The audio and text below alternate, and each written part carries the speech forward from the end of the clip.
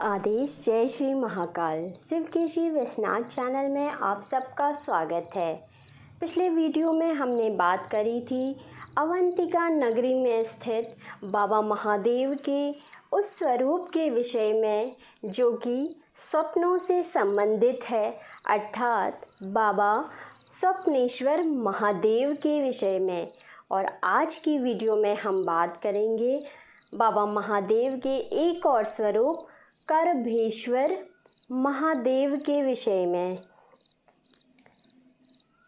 कौन है ये बाबा करभेश्वर महादेव? क्या है इनकी उत्पत्ति का दृष्टांत और क्या है इनके दर्शन का महत्व?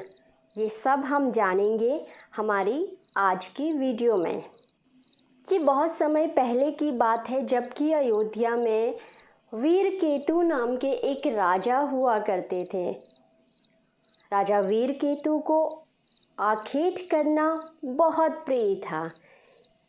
एक दिन आखेट की तलाश में राजा वीरकेतु जंगल की तरफ गए। वहाँ काफ़ी देर तक विचरण करने के पश्चात उन्हें एक करभ दिखाई दिया। करभ अर्थात ऊँट दिखाई दिया।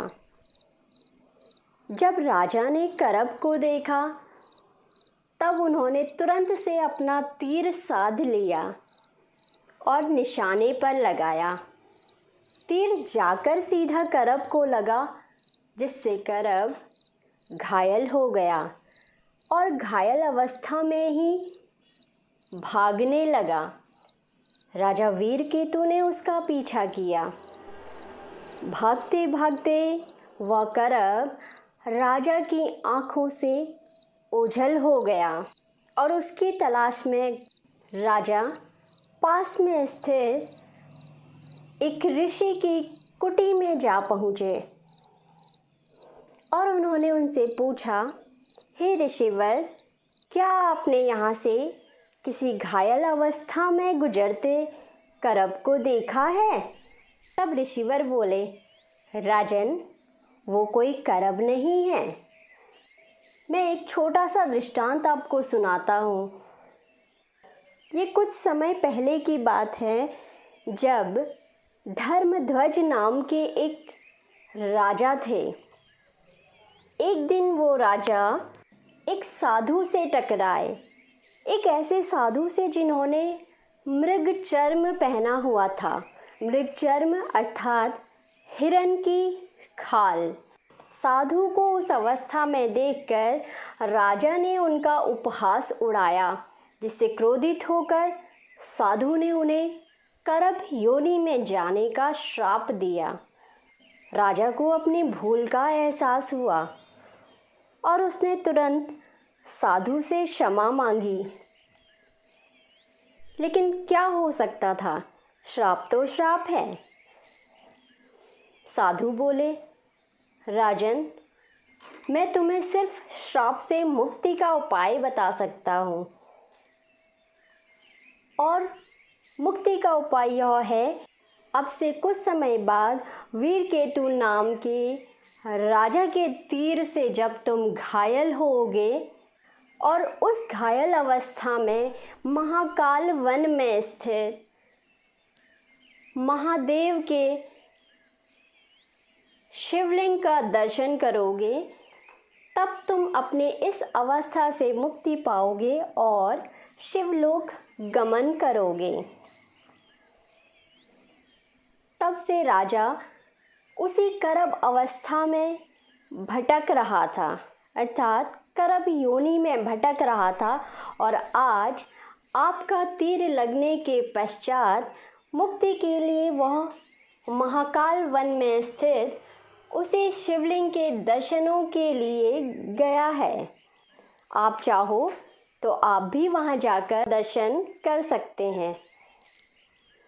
राजा भी महाकाल वन गया और उस शिवलिंग के दर्शन किए। वहां राजा ने करभ योनि से मुक्त हुए राजा धर्मध्वज को देखा।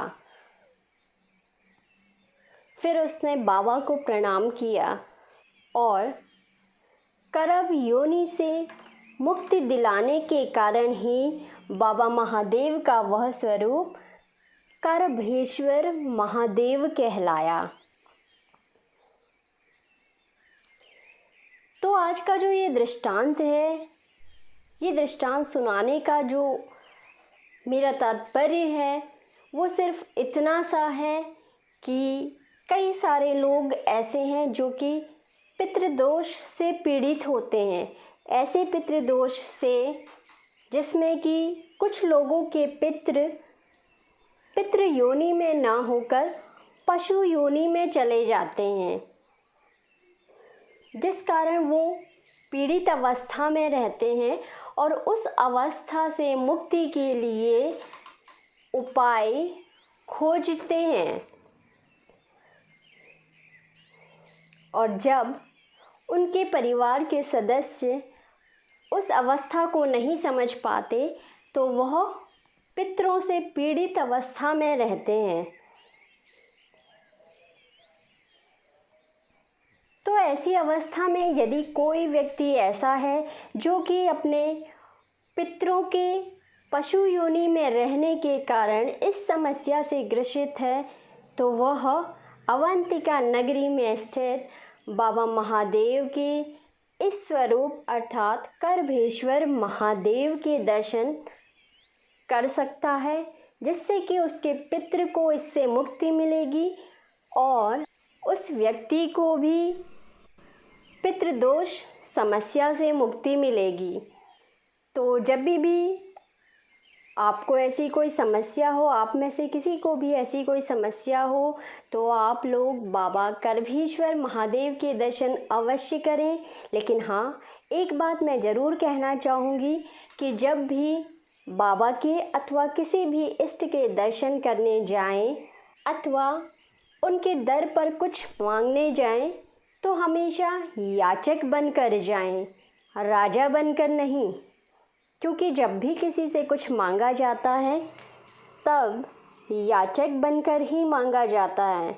और फिर ये तो परमात्मा का दरबार है जहाँ किसी भी तरीके का कोई छल नहीं चलता है, सिर्फ और सिर्फ समर्पण।